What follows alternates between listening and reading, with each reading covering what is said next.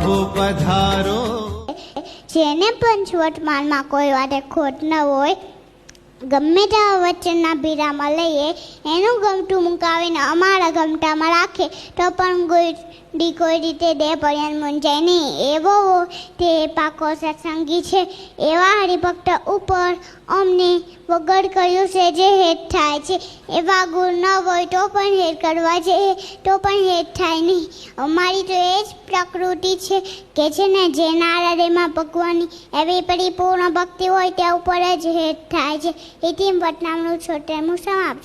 સ્વામી બાબા, આપના ચરણોમાં પ્રાર્થના છે કે અમે પણ એવા પાકા સત્સંગી છે, એવા આશીર્વાદ બધા બેઠેલા હરિભક્તોને આપશો ને.